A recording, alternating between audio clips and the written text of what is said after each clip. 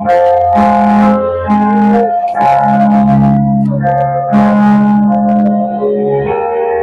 à Jésus, gloire au roi des rois, gloire au Seigneur des seigneurs. Je bénis le nom de l'Éternel pour ce dernier dimanche du mois de mai. Il n'est pas facile lorsqu'un mois finit de dire encore Seigneur, je te fais confiance. Mais nous le disons toujours, Seigneur, nous te faisons confiance.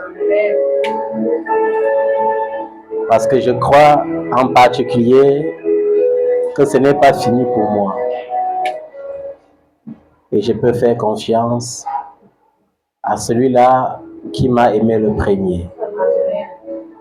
Si je l'aime, c'est parce qu'il m'a aimé le premier. Si nous l'aimons, c'est parce qu'il nous a aimé le premier. La Bible dit que Dieu a prouvé son amour pour nous en donnant son Fils comme victime expiatoire pour que par lui nous ayons la vie. Pour que par lui nous ayons quoi? La vie. Alléluia. Amen.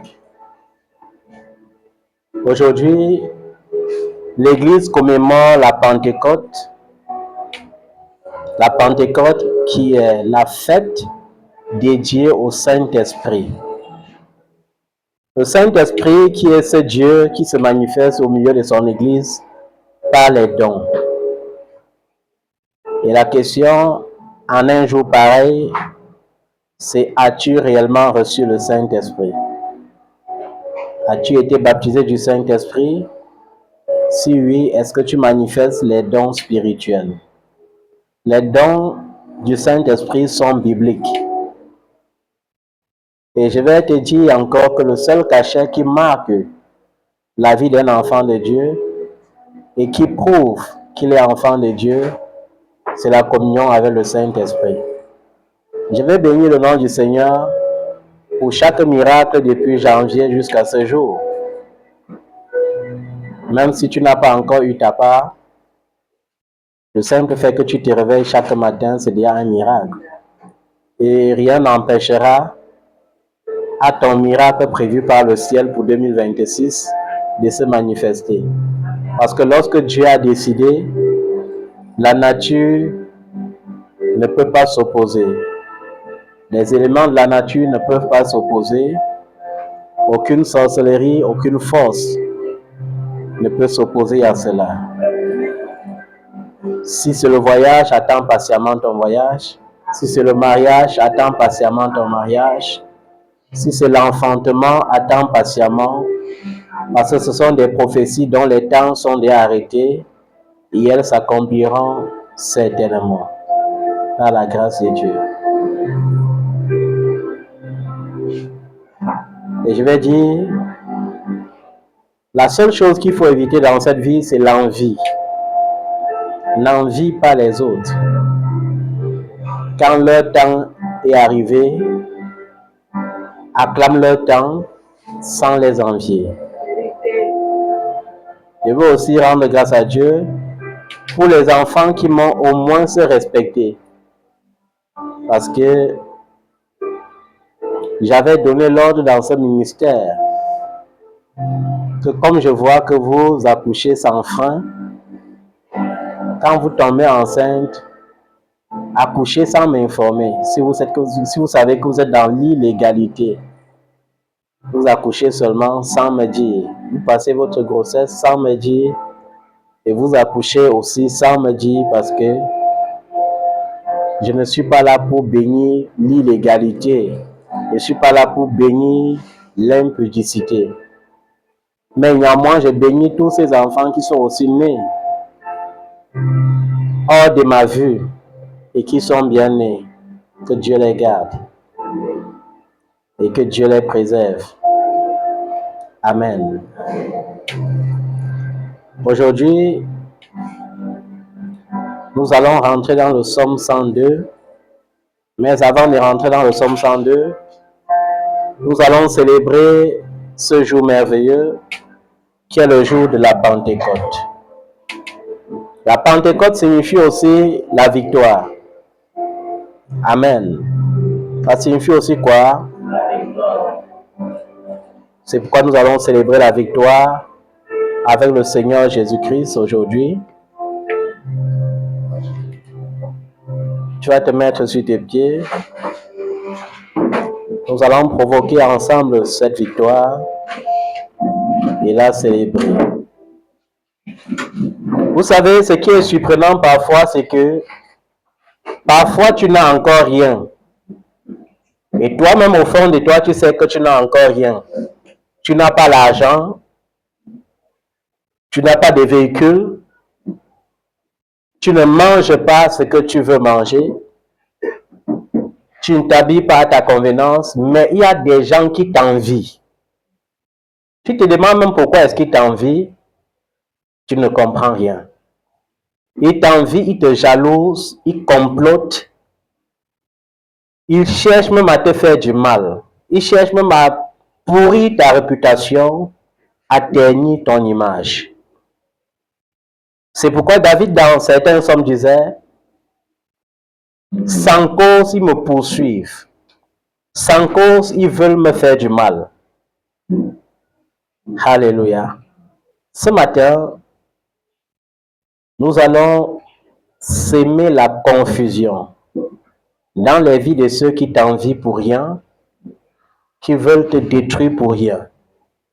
Chaque plan qu'ils ont fabriqué, chaque procès qu'ils ont fait à ton égard doit retomber sur leur tête et sur la tête de leurs enfants et même de leurs petits-enfants. La Bible dit que les gens étaient jaloux au temps de Daniel.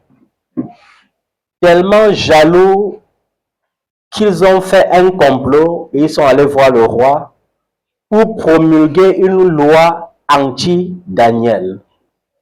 Amen. Il y a des gens qui font des lois contre toi sans que tu ne saches. Des gens qui s'assemblent, que ce soit dans la famille, que ce soit dans la société, ils t'envient, ils font des trucs, ils font des réunions, ils décident comment ils vont faire pour nuire à ta réputation, ils décident comment ils vont faire pour ternir ton image. C'était la même chose au temps de Daniel. Et ce jour important, nous invoquons le Dieu de Daniel pour qu'il rende justice contre tous ceux-là qui en veulent à nos vies. Amen. Amen. Ils ont dit au roi, votons une loi qui interdit les prières dans cette nation. On ne va pas prier un autre Dieu en dehors du Dieu de Nebuchadnezzar dans ce royaume. En dehors du Dieu de Darius ou de Cyrus. Quiconque invoquera un autre Dieu qui ne soit pas ce Dieu-là sera jeté dans la fosse aux lions. Et la Bible dit que Daniel, ayant eu connaissance de cette loi, a doublé de puissance dans la prière. Et 7 fois par jour, il ouvrait sa fenêtre en direction de Jérusalem et il invoquait le Dieu d'Israël. Et les gens ont saisi l'occasion pour dire, malgré ta loi, ton plus grand conseiller, le soi-disant plus brillant conseiller, a défié la loi. Et toi, en tant que roi, tu ne peux pas défier la loi que toi-même tu as scellée avec ton agneau. Et le roi a ordonné qu'on prenne Daniel et qu'on le jette dans la fosse aux lions. Et toute la nuit, le roi a intercédé en faveur de Daniel en disant, il faut que le Dieu de Daniel le sauve de la gueule des lions. Alléluia. Et le lendemain, il est allé lui-même, il n'a pas envoyé une garde. Il est allé lui-même au-dessus de la fosse et il a dit, Daniel, ton Dieu t'a-t-il sauvé de la gueule des lions?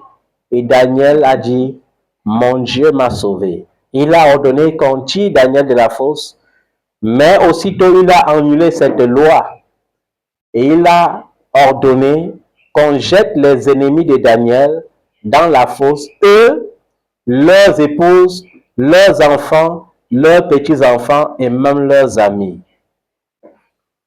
Je vais m'appuyer sur cette tension pour déclarer en tant que prophète que tous ceux-là qui ont conspiré pour créer le retard dans ta vie et qui continuent de conspirer pour ternir à ton image, non seulement ils ont créé le retard dans ta vie, mais ils s'assemblent encore pour affliger ton âme, pour attrister ton cœur, pour t'empêcher de vivre au moins l'épanouissement quotidien.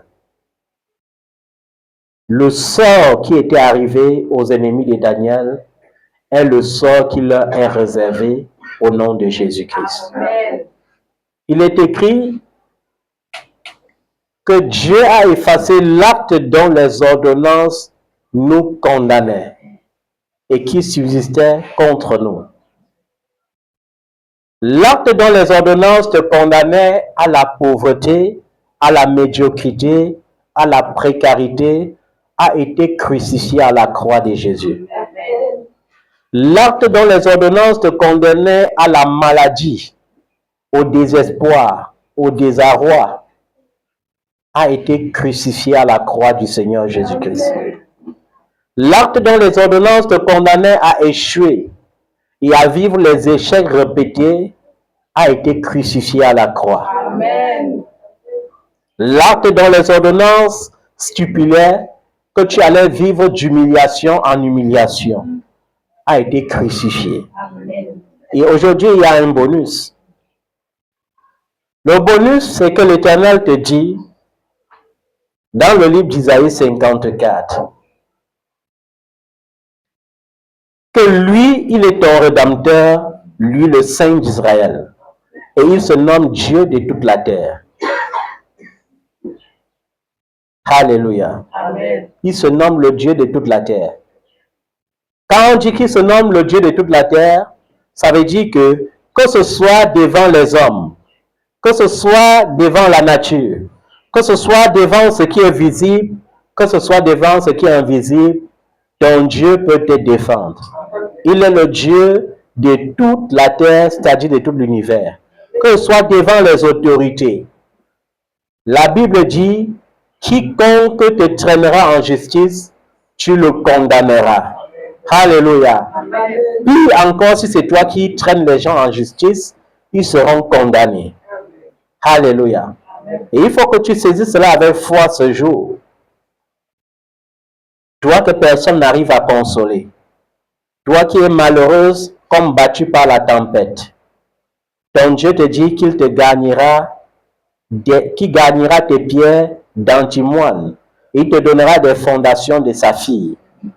Il fera de toi des créneaux de rubis, des portes d'escarboucles et toute ton enceinte de pierres précieuses. Tous tes fils seront disciples de l'Éternel. Et grande sera la postérité de tes fils. Tu seras affermi par la justice. Ce que tu as à faire, c'est de bannir l'inquiétude, car tu n'as rien à craindre. Bannir l'inquiétude veut dire quoi? Parfois, tu cherches la cause de tes problèmes très loin. Pourtant, la cause de tes problèmes se trouve auprès de toi. Parfois, c'est ta propre tante. Parfois, c'est ta propre sœur. Parfois, c'est ton propre frère. Parfois, c'est ton propre cousin.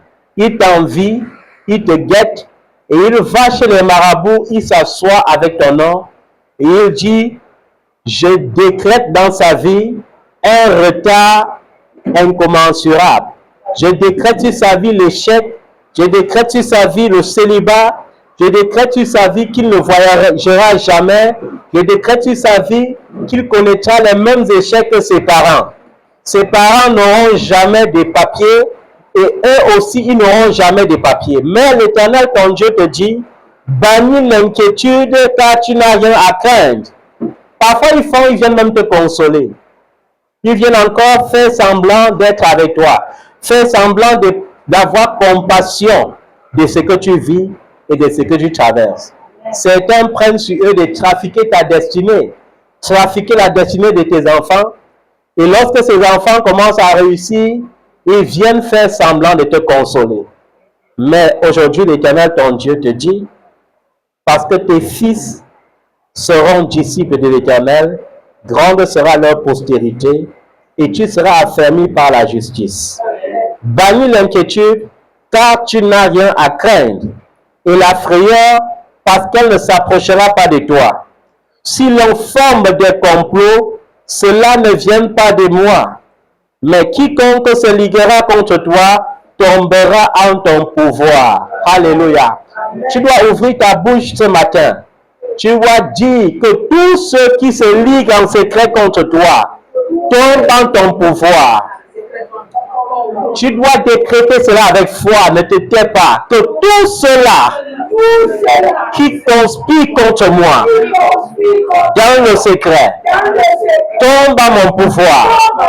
Tous ceux-là qui complotent contre moi dans le secret tombent dans mon pouvoir. Dès ce jour, au nom de Jésus, mon Dieu m'a affermi par la justice. C'est pourquoi je déclare et je décrète la confusion totale dans le camp de mes adversaires. La confusion totale dans le camp de mes ennemis. Aujourd'hui, j'appelle la manifestation de la justice de Dieu. Tout ce qu'ils ont déclaré dans ma vie retombe sur leur tête. Retombe sur leur tête. Retombe sur leurs enfants. Au nom de Jésus. Ils ont dit que je vais être en retard. Que leur retard, ce retard se retourne contre eux. Ils ont dit qu'ils vont échouer. Que cet échec retombe sur leur tête. Ils ont dit qu'ils ne peuvent pas avancer. Aujourd'hui, je décrète que c'est eux qui n'avanceront pas. Ils ont posé des voiles sur ma vie, sur mes dossiers. Ils ont posé des voiles sur mon étoile. Ils ont posé des voiles sur mon visa. Mais aujourd'hui, au nom de Jésus, le feu de Dieu consume leur voile. Consume leur voile. Consume leur voile. Partout où j'étais refusé, je serai accepté. Partout où mes dossiers étaient rejetés, mes dossiers seront reconsidérés. En ce jour de la Pentecôte, que le Saint-Esprit de Dieu, l'Esprit de Jésus-Christ, me rende ministère. Saint-Esprit de Dieu, viens me rendre ministère. Viens me rendre ministère. Au nom de Jésus, rends-moi ministère dans les ambassades, dans les entreprises, dans les ministères, à la présidence, chez les consuls. Rends-moi ministère. Partout où mon dossier est passé, que le Saint-Esprit de Dieu me rende ministère. Au nom de Jésus, que le voile soit consumé par le feu, que leur décret soit annulé. Au nom de Jésus, ils ont manipulé les sens de ceux qui tenaient mes dossiers en main. Ils les ont demandé dans le règne de l'esprit de ne pas me donner des avis et des accords favorables.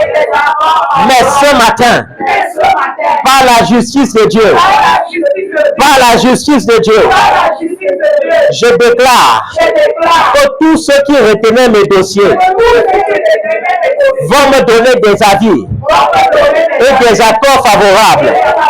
Au nom de Jésus, avis et accords favorables par la grâce du ressuscité. Par la grâce du ressuscité. Au nom de Jésus. Au nom de Jésus. Ce mois de mai et à son terme. Mais je déclare qu'au mois de juin, je ne célébrerai pas seulement le miracle des autres. Je célébrerai mon propre miracle. Au nom de Jésus, je célébrerai mon propre miracle. Au nom de Jésus. Ils ont dit, lorsqu'ils ont cru qu'ils avaient réussi, que peut faire ton Dieu? Où est ton Dieu? Où est ce Jésus? Mais aujourd'hui, je déclare, mon Rédempteur est vivant et il se lèvera le dernier. Mon Rédempteur est vivant et il se lèvera le dernier. Mon Dieu n'a pas changé. Il s'appelle Jésus-Christ de Nazareth. Il est le même hier, aujourd'hui, éternellement. Il est le lion de la tribu de Juda. Il est le soleil de la justice. Il est l'étoile brillante du matin. Il est ma paix. Il est ma sécurité. Il est ma victoire. En son nom, je rédige mon miracle. Je rédige mon miracle. Je rédige mon miracle. Je déclare, à partir du mois de juin, ma vie sera une vie de constant témoignage. Je vais témoigner et témoigner encore. Et les gens sauront que l'Éternel est vivant. Les gens sauront que sa justice est vraie. Tout cela qui avait décrété dans l'ombre que je vais sombrer, que je vais tomber par la grâce de Dieu, je décrète les plaies dans leur vie, les plaies dans leur vie, tout ce sur quoi ils s'appuyaient, j'arrache cela ce matin. Je brise leur orgueil. Je brise leur orgueil. Je brise leur orgueil. Je brise leur orgueil. Je détruis leur appui. Au nom de Jésus. Ils seront troublés et constamment troublés. Ceux-là qui étaient en train de masquer leur conscience morte par des liqueurs fortes. Ils ont dit que leur conscience était morte. Mais ce matin, je ressuscite leur conscience et j'amène les plaies de l'Éternel dans leur maison. Qu'ils soient troublés, qu'ils n'aient point de paix. La Bible dit que la femme de Pilate avait eu une nuit d'insomnie. Sa conscience était troublée. Et elle a dit à Pilate, son mari, garde-toi de toucher à la vie de cet innocent.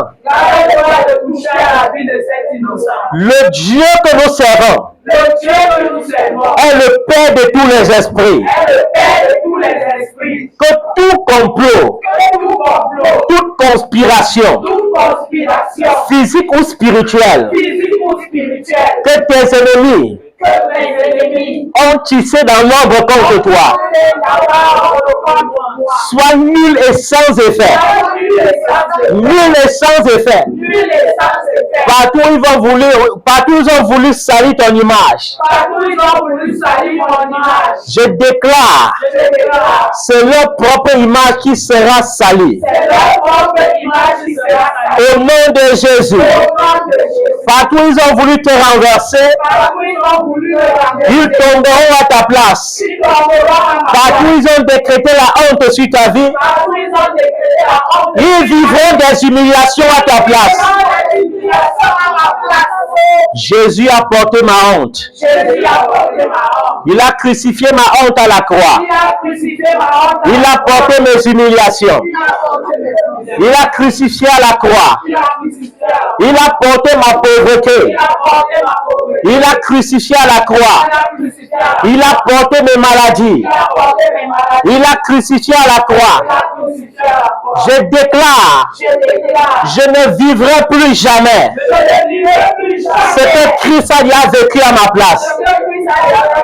Je refuse de vivre ce que Dieu n'a pas prévu pour moi. La pauvreté n'est pas dans son plan.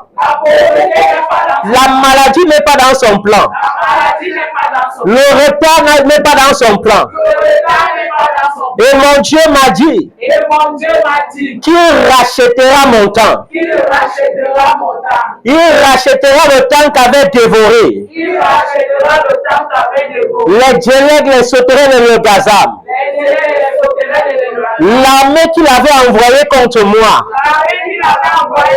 à cause de mes iniquités. Père, souviens-toi que Jésus-Christ à la croix a dit, tout est accompli.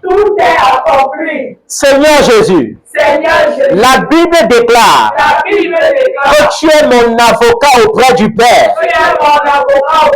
Moi le juste, tu es mon avocat. Justifie-moi dans les cieux. Justifie-moi sur la terre. Que je gagne mes procès devant les accusations du diable, devant les accusations de mes adversaires, toute accusation de mes ennemis, fondée sur les alliances des saints, sur les alliances d'âme, qui refusent mon visa, qui refusent ma percée, qui refusent ma naturalisation, qui refusent ma carte de séjour, qui refusent mes agréments, qui refusent mes accréditations. Ce matin, par le feu, par le feu, par le feu, je détruis ce décret. Je détruis ce décret. Je brise les prisons. Et je me libère de toute prison satanique, de toute prison démoniaque. Au nom de Jésus. Que les autels de ma famille, les autels du sang et de la chair, qui me réclament encore par la maladie, par le célibat, par la stérilité, par la pauvreté, par la stagnation, par les échecs, par le retard, ce matin, que ces autels soient renversés, soient ruinés et ne se relèvent plus jamais. Au nom de Jésus, que les sacrificateurs maléfiques qui sacrifient contre ma vie tombent et meurent, tombent et meurent, tombent et meurent, tombent et meurent. Au nom de Jésus, au nom de Jésus. Mon Dieu me dit que la frayeur ne m'approchera pas. Il me dit que si l'on forme des complots, cela ne viendra pas de lui. Mais quiconque se liguera contre moi tombera en mon pouvoir. Aujourd'hui sur la terre et dans les cieux et dans tous les coins de l'univers, mes ennemis ont reçu cet avertissement. Quiconque se liguera contre moi tombera à mon pouvoir. Tombera à mon pouvoir. Tombera à mon pouvoir. Par le nom de Jésus. Par le nom de Jésus. Ils ont siégé dans le secret. Mais en lumière, je déclare que tout ce qu'ils ont préparé en secret a déjà échoué et a attiré la colère de Dieu sur leur vie.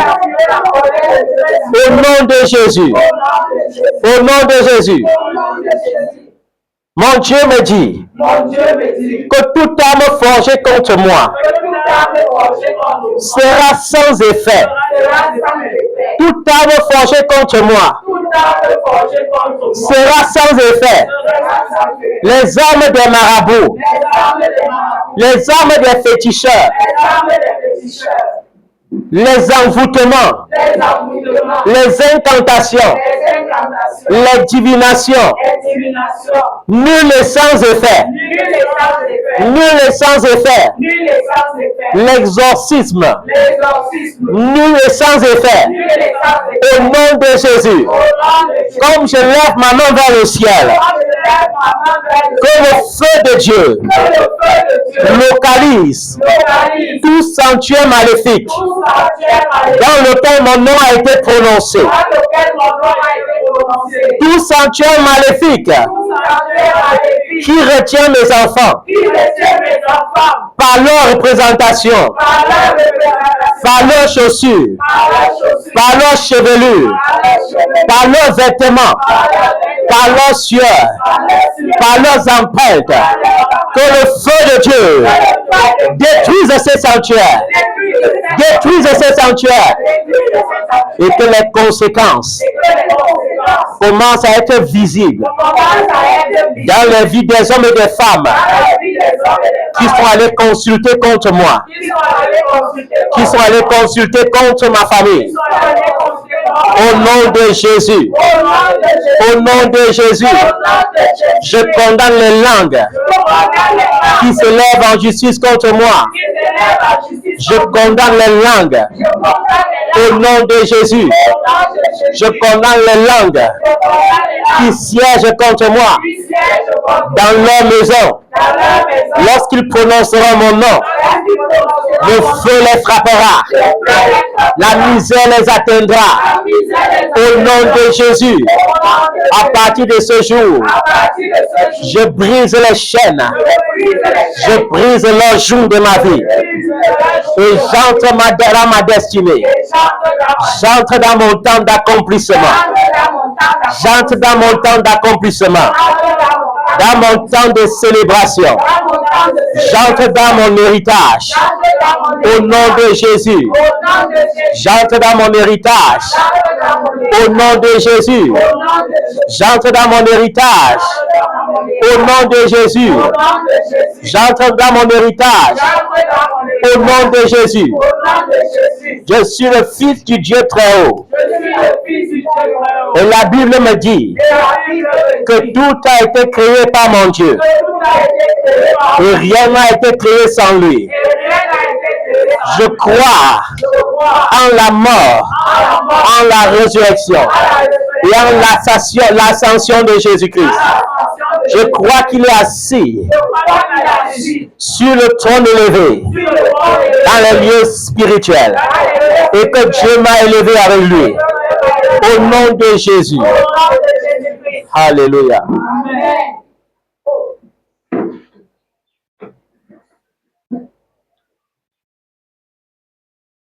L'Éternel m'a dit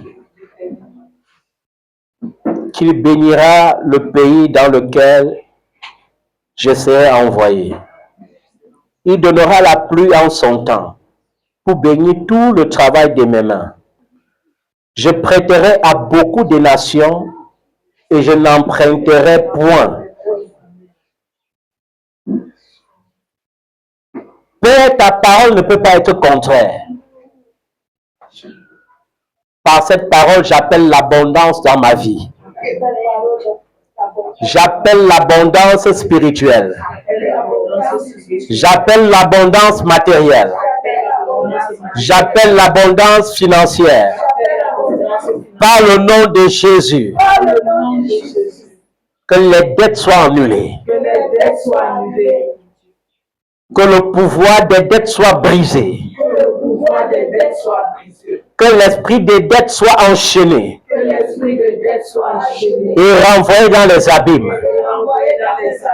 Au nom de Jésus, je vais prêter à plusieurs sans plus jamais emprunter. Telle est la parole que l'Éternel a dite sur ma vie. L'Éternel, mon Dieu, me dit qu'il fera de moi la tête et non la queue.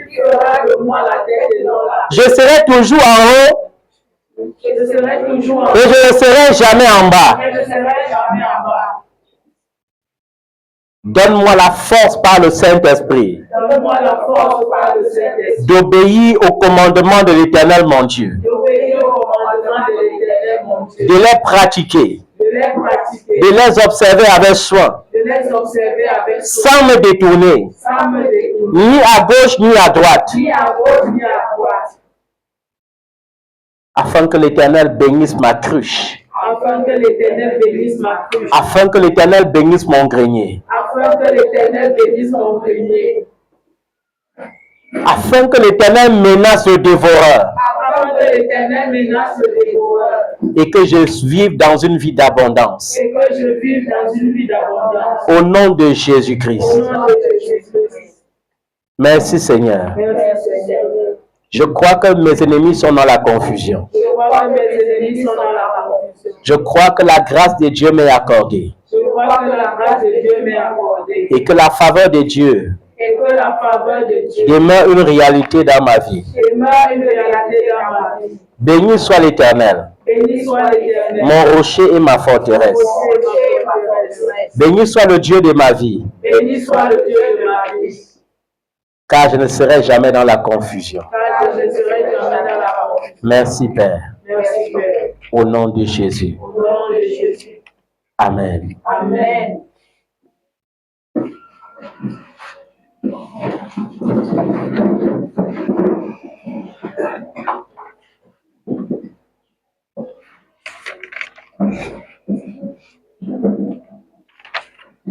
Comme je le disais tantôt, aujourd'hui nous allons rentrer dans le psaume 102 par la grâce de Dieu. C'est un psaume qui nous rappelle que malgré notre foi, malgré notre détermination, il arrivera des moments où les réalités seront palpables devant nos yeux. Nous, par exemple, qui sommes ouins et qui sont désignés par Dieu pour servir son peuple, il arrive parfois que nous conseillons tellement des gens, que les gens se sentent tellement à l'aise dans les solutions que le Seigneur leur donne au travers de nous. Il arrive parfois que les gens aient des grands témoignages, que l'homme de Dieu a parlé et aussitôt ça s'est accompli. Mais si on pouvait ouvrir vos yeux dans le secret pour voir ce que nous endurons.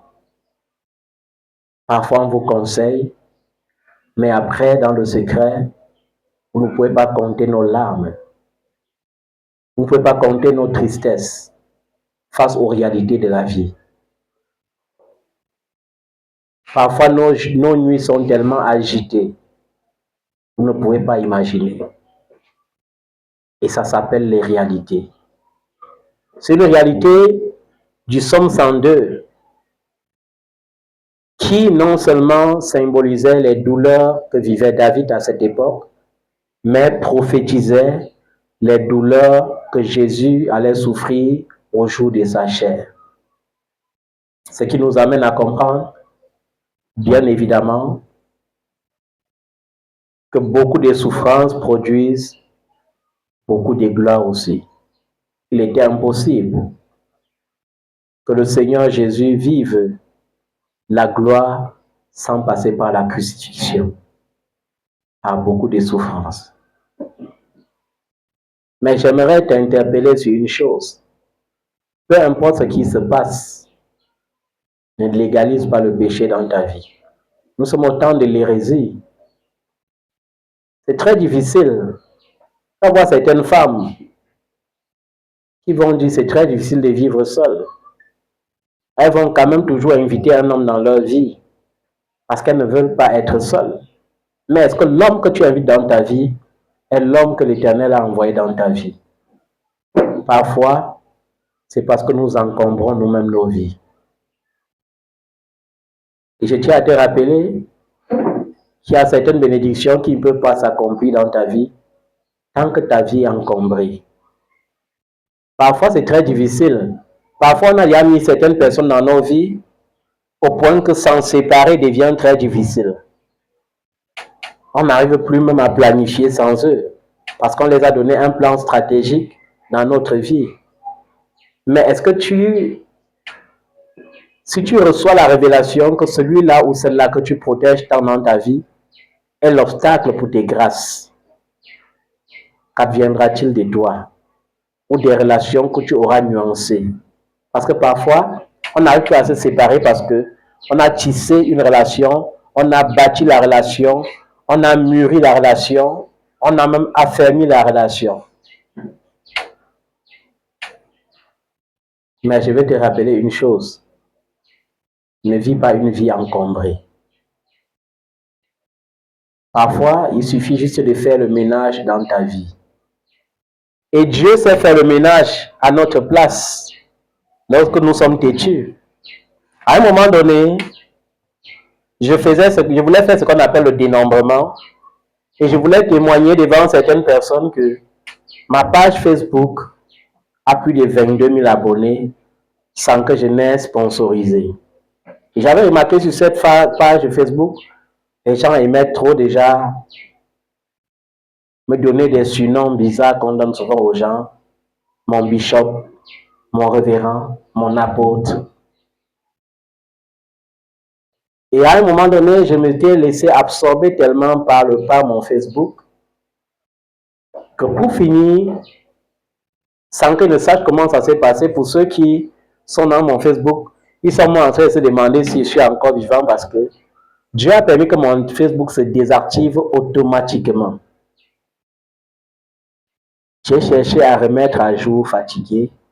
J'ai appelé même un expert, ça l'a dépassé. J'ai compris que quand Dieu te dit pause, il faut faire la pause. Parfois, nous voulons encombrer nos vies. Et je vous le dis encore en vérité. Tout ce qui occupera la place dans vos vies plus que Dieu est une idolâtrie. J'ai vu des chrétiens qui étaient trop fiers d'insulter les catholiques et de dire les catholiques vont aller en enfer parce que les catholiques, ils marchent avec les chapelets, les catholiques, ils ont la photo de Marie. Je les vois aujourd'hui, ils trouvent que c'est normal de ne pas avoir la photo de Marie comme ils disaient. C'est normal de ne pas avoir le chapelet, mais c'est normal d'avoir la photo de leur père spirituel dans leur maison.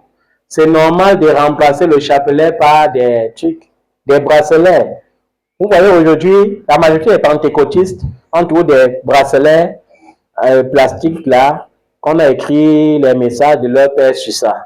C'est une idolâtrie.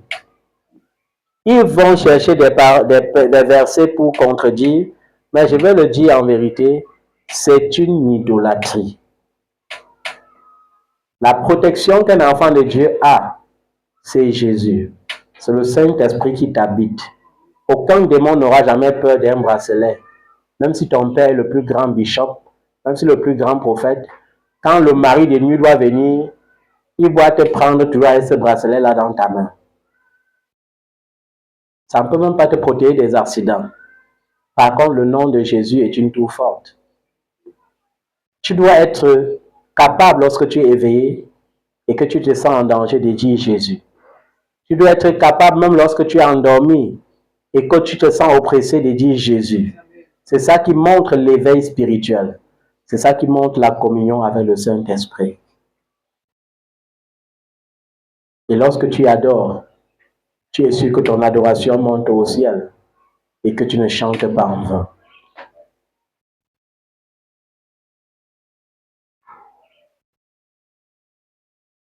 Le psaume 102, c'est un psaume que lorsque tu lis, tu comprends déjà du premier verset jusqu'au verset 12. Ça exprime le cri de l'affligé malgré la foi qu'il peut avoir.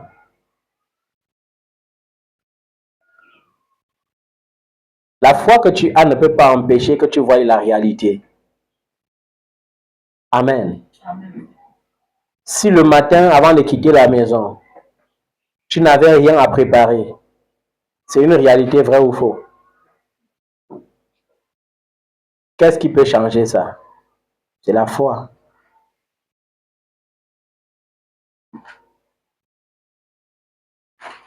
Il n'est pas bon pour l'homme d'être seul. Après, lorsque tu te sens seul et constamment seul, c'est une réalité ou pas? Mais c'est la marque de la crucifixion. Il y a des gens qui disent, pourquoi ça tarde? La gloire de Jésus, les gloires que Jésus a vécues et les gloires que Jésus manifeste sont la conséquence de ses souffrances. C'est pourquoi il est écrit que si le grain de blé tombant en terre ne meurt, il demeure seul. Mais s'il meurt, il porte beaucoup de fruits. Et c'est ça la symbolique de ce somme. Parfois, ça traîne parce que tu n'es pas encore crucifié. Ça traîne parce que tu refuses de mourir. Je vous ai dit, cette réalité, c'est dans tous les domaines de notre vie. Dans un couple où personne ne refuse de mourir pour l'autre, est-ce qu'il peut avoir la paix? C'est impossible. Il y a les couples où le mari est paisible et la femme tumultueuse. Il y a les couples où la femme est paisible et le mari tumultueuse. Maintenant, si toi, le mari qui est paisible, tu veux seulement te fixer sur les tumultes de ta femme, est-ce qu'il y aura la paix? Il faut accepter de mourir pour qu'il y ait la paix. C'est pareil pour les bénédictions. Toi qui demandes à Dieu de te bénir pour l'argent, de te bénir avec beaucoup d'argent, est-ce que tu as la maîtrise de l'argent? Est-ce que toi, tu peux réellement manipuler l'argent sans orgueil? Est-ce que tu peux manipuler l'argent sans insulter, sans mépriser, sans minimiser les autres? Est-ce que tu es mort quant à ce qu'on appelle la cupidité? Est-ce que tu es mort quant à ce qu'on appelle la convoitise?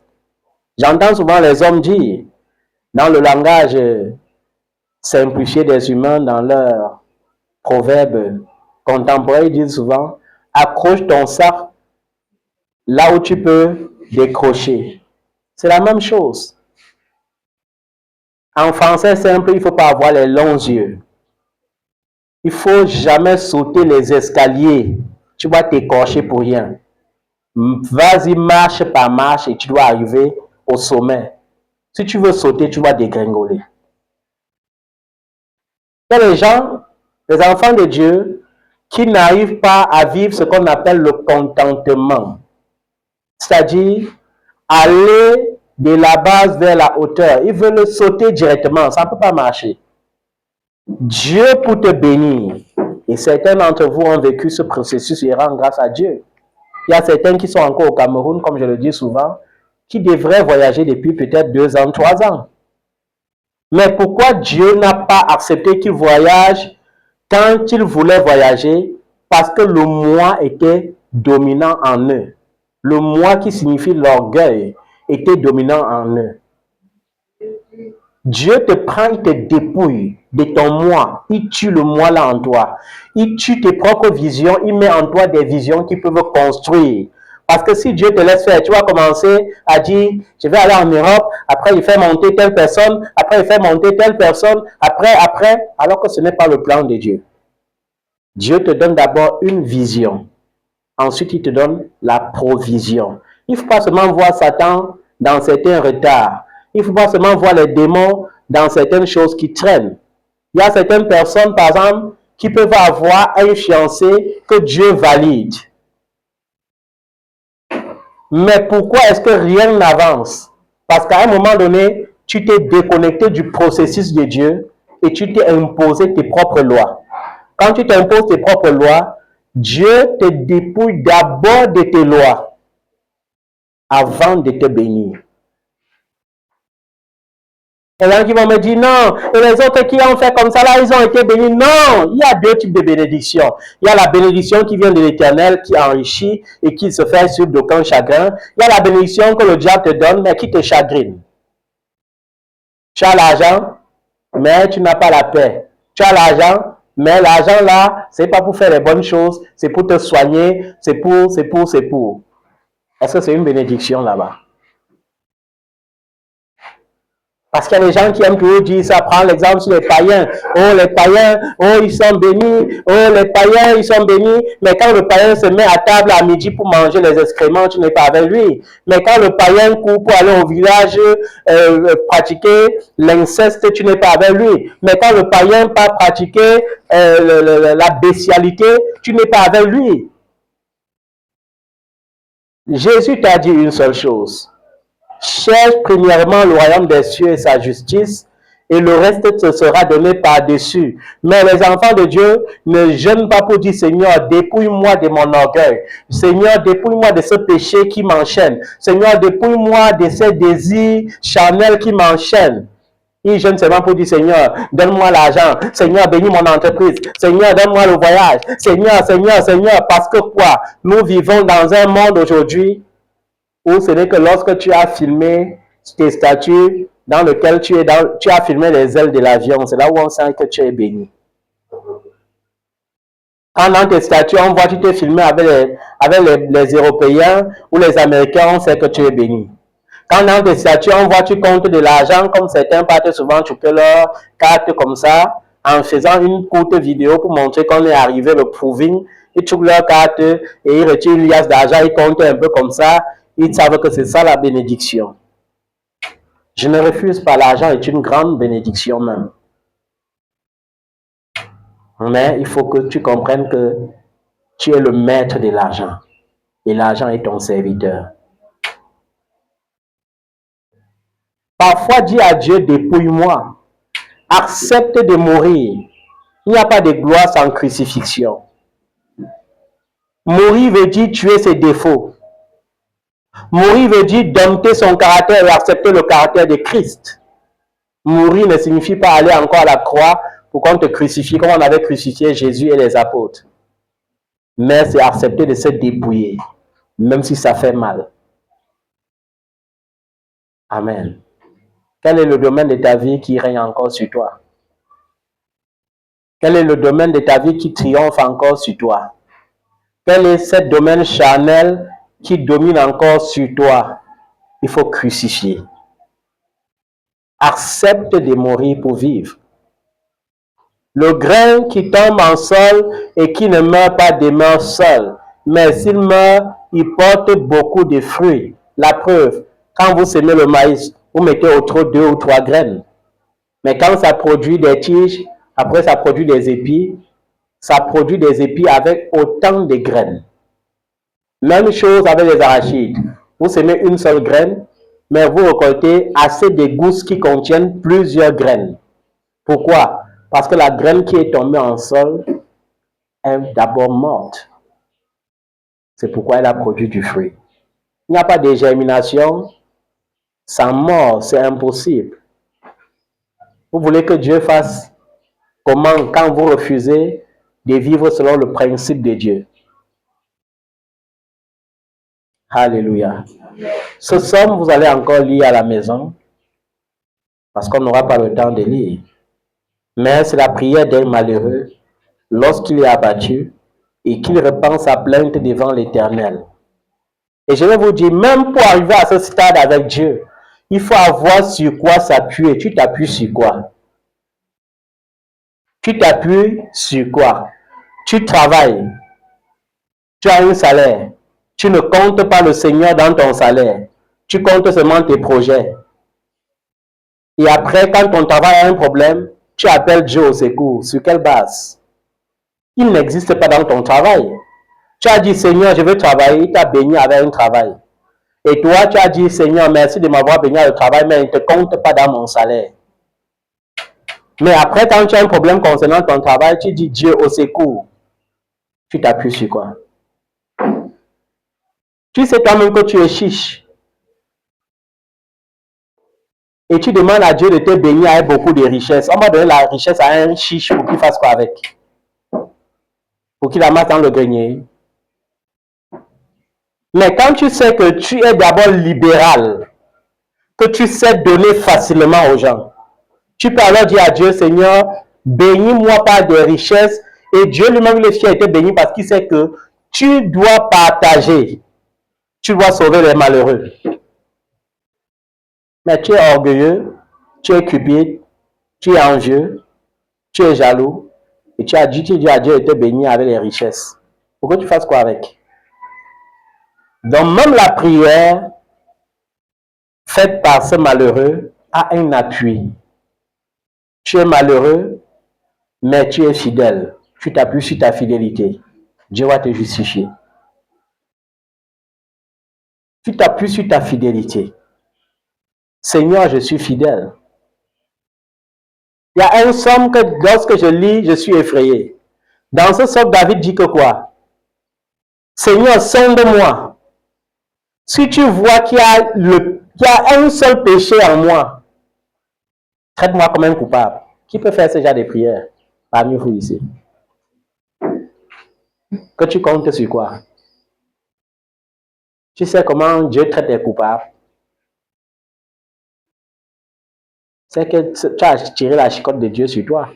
Moi-même, jusqu'à aujourd'hui, quand il lit ce psaume, je tremble. Je dis, David, toi-même là, ton degré de consécration me dépasse.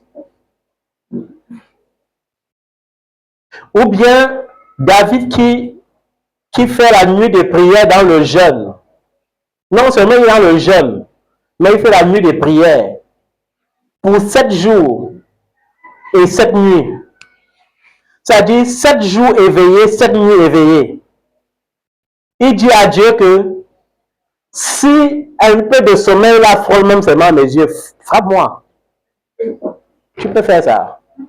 Aujourd'hui, quand tu jeûnes un jour, avant le soir, tu te comportes déjà comme un prisonnier. Tu humes les odeurs partout. Ça te crée les envies bizarres. Quand 18h sonne, tu dis merci Dieu, tu es là dans la nourriture. Tu manges comme quelqu'un qui sort de la prison.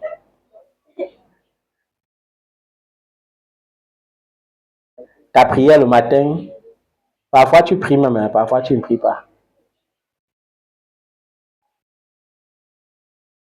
Dieu écoute les pleurs des malheureux, mais pas de tous les malheureux. Il y a une nuance. La Bible dit quand le malheureux crie, l'Éternel l'entend. Quel malheureux?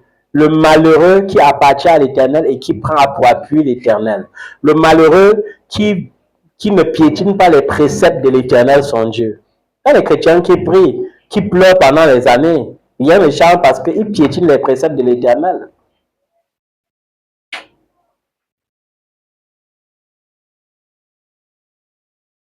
Il faut faire attention à la Bible.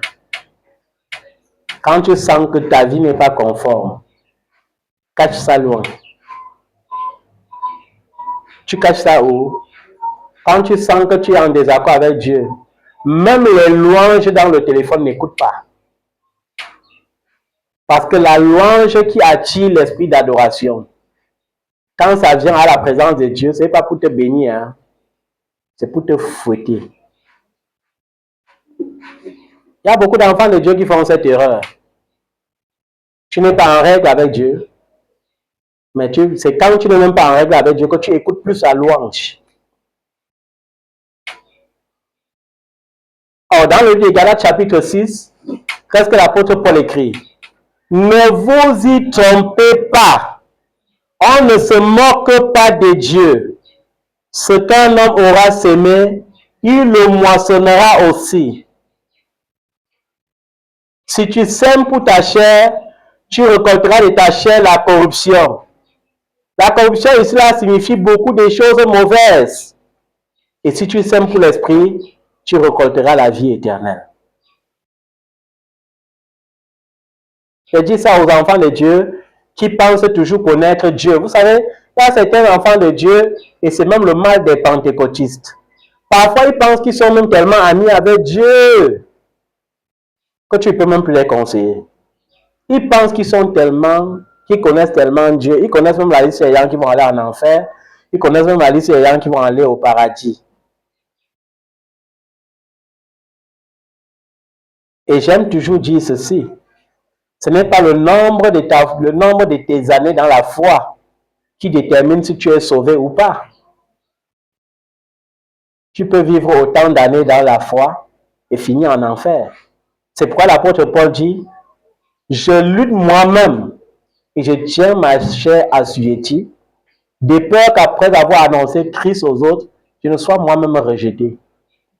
Mais comme aujourd'hui, il y a des gens plus saints que Paul, les gens qui dépassent même Jésus en sainteté là, on peut encore leur dire quoi? Il y a des hommes de Dieu aujourd'hui qui pensent qu'ils sont arrivés au ciel parce qu'ils ont réussi à jeûner 100 jours. Maintenant, comme il a jeûné 100 jours, il oublie aussi que le bouddhiste peut jeûner même 200 jours. Et dans un point même plus isolé que le chrétien. Parce que le bouddhiste, s'il veut jeûner, il décide qu'il va aller s'asseoir sous le pied du manguier là. Il va s'asseoir là-bas, jour et nuit pendant le temps qu'il a fixé, sans bouger. Même si le serpent passe, ce n'est pas son problème.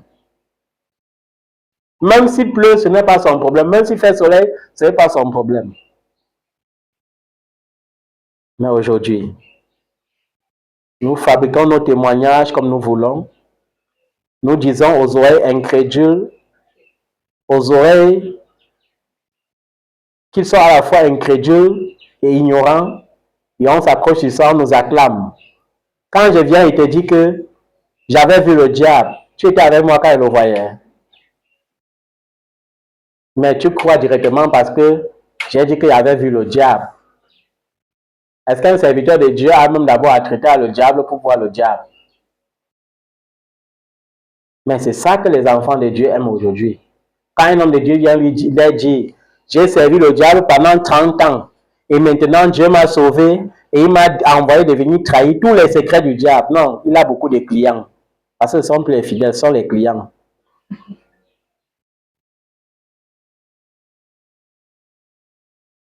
On va prêcher ça jusqu'à quand?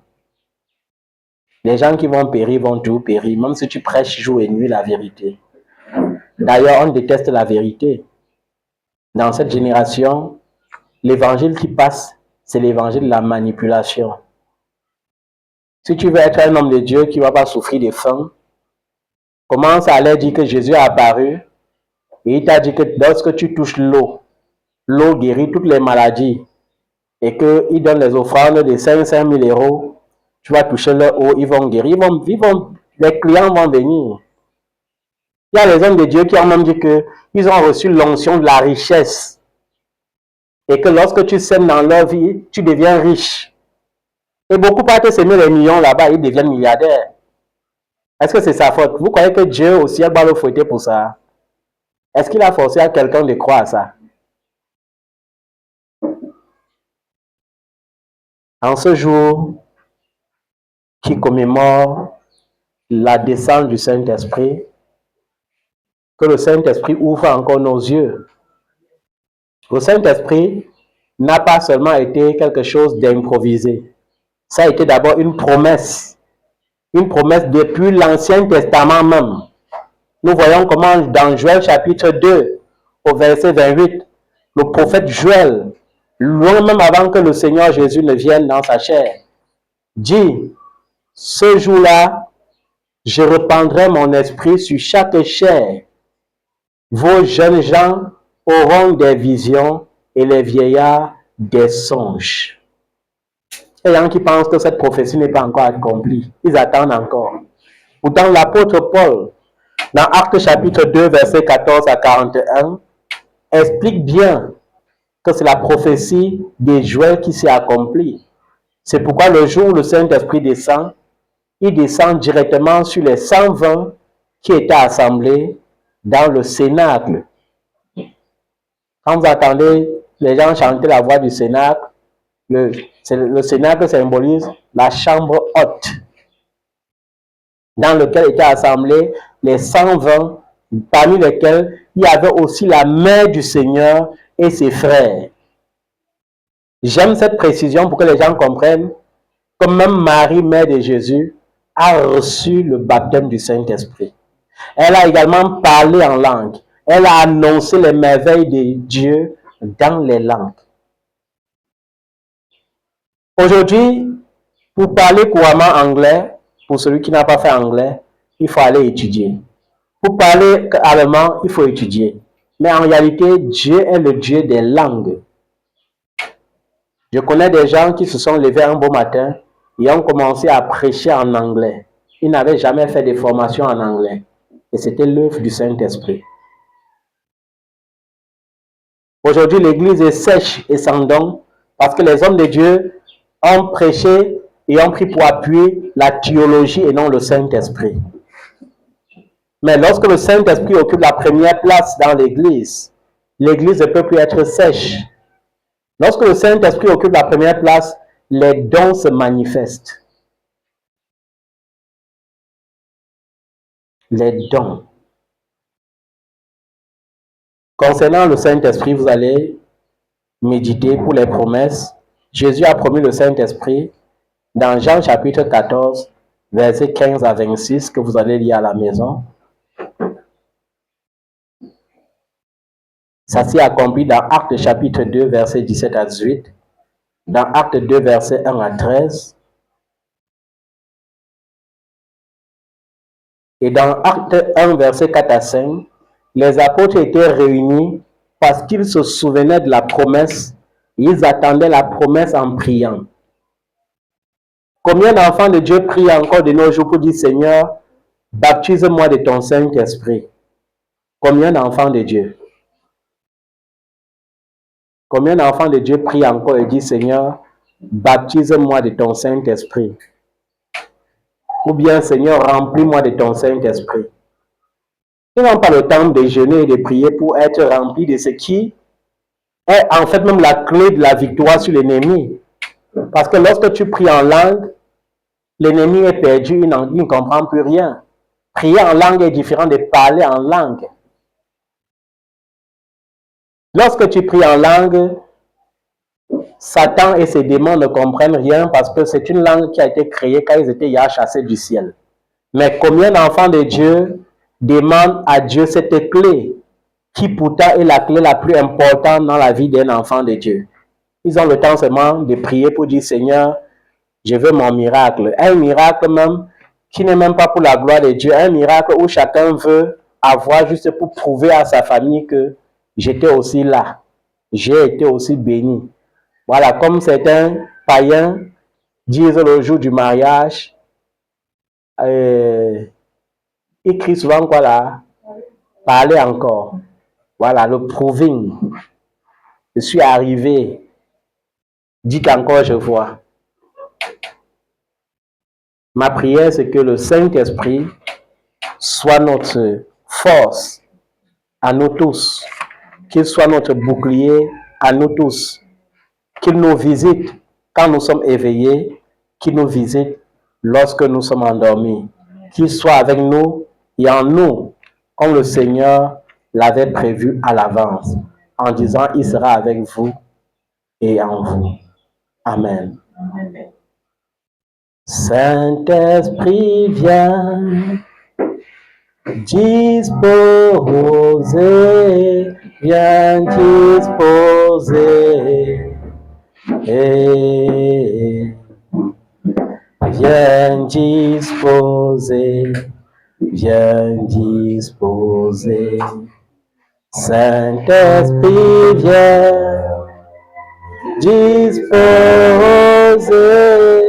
viens disposer, et viens disposer, viens disposer, viens disposer, viens disposer.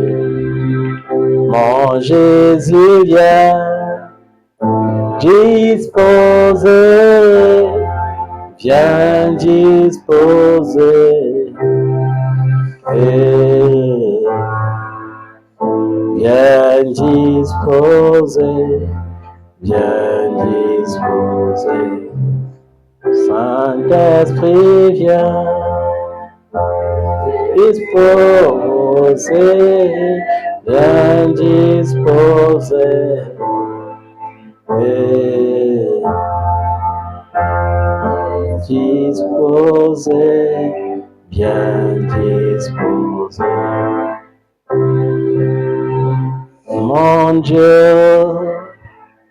Mon Dieu,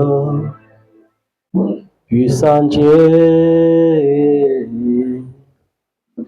Papa, Papa, puissant Dieu, je n'ai rien à t'offrir si ce n'est ma louange. Tu es digne d'être loué, puissant Dieu. Je n'ai rien à te donner si ce n'est ma louange. Tu es digne d'être adoré, puissant Dieu. Je n'ai rien à t'offrir si ce n'est ma louange. Tu es digne d'être loué, puissant Dieu.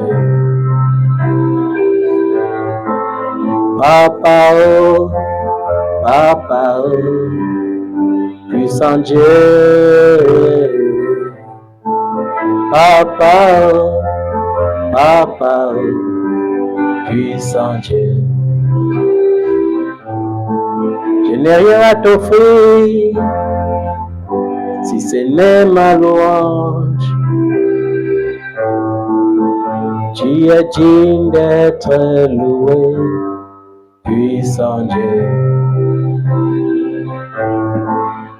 Tu es digne d'être loué, puissant Dieu. Je n'ai rien à t'offrir, yeah, si ce n'est ma louange. Tu es digne d'être loué, puissant Dieu. Papa, oh, Papa, oh, puissant Dieu. Papa, oh, Papa, oh, puissant Dieu. Jésus, oh, Jésus, puissant Dieu. Jésus, oh, Jésus, puissant Dieu. Jésus, oh, Jésus, puissant Dieu. Jésus, oh, Jésus, puissant Dieu. Tu es digne d'être adoré, puissant Dieu. Tu es digne d'être loué, puissant Dieu. Je n'ai rien à t'offrir si ce n'est ma louange. Oh, tu es digne d'être loué, puissant Dieu. Je n'ai rien à t'offrir si ce n'est ma louange. Oh, tu es digne d'être loué, puissant Dieu. Papa, oh, Papa, oh, puissant Dieu. Jésus, oh, Jésus, oh, puissant Dieu. Jésus, oh, Jésus, oh, puissant Dieu. Jésus, oh, Jésus, oh, puissant Dieu. Tu es digne d'être loué, puissant Dieu. Tu es digne d'être loué, puissant Dieu. Tu es digne d'être loué, puissant Dieu. Tu es digne d'être loué, puissant Dieu. Je n'ai rien à t'offrir, si ce n'est ma louange. Tu es digne d'être loué, puissant Dieu. Je n'ai rien à t'offrir, si ce n'est ma louange. Ah, tu es digne d'être loué, puissant Dieu. Jésus, oh, Jésus, oh, puissant Dieu. Jésus, oh, Jésus, puissant Dieu. Tu es digne d'être loué, puissant Dieu. Tu es digne d'être loué, puissant Dieu. Je n'ai rien à t'offrir, si ce n'est ma louange. Tu es digne d'être loué, puissant Dieu. Papa, oh, Papa, oh, puissant Dieu. Papa, oh, Papa, oh, puissant Dieu. Est-ce que tu peux demander au Saint-Esprit de te visiter? Saint-Esprit, visite-nous ce matin. Saint-Esprit, visite-moi ce matin. Saint-Esprit, fais-moi ressentir ta présence ce matin. Saint-Esprit, viens me baptiser ce matin. Esprit de Jésus-Christ, Paraclet, viens me remplir ce matin. Saint-Esprit, remplis-moi ce matin. Fais-moi déborder de ta puissance. Fais-moi déborder de ta présence, Saint-Esprit. Je veux ressentir ton feu en moi. Que ton feu réveille ma vie de prière. Que ton feu réveille ma vie de méditation. Que ton feu réveille ta présence en moi. Que ton feu me ressuscite. Que ton feu me restaure. Que ton feu me régénère. Saint-Esprit de Dieu, tu es digne. Tu es digne d'être loué, d'être adoré, d'être célébré. Merci Saint-Esprit. Honneur et gloire te soient rendus au nom de Jésus. Amen. Est-ce que tu peux acclamer le nom de Jésus?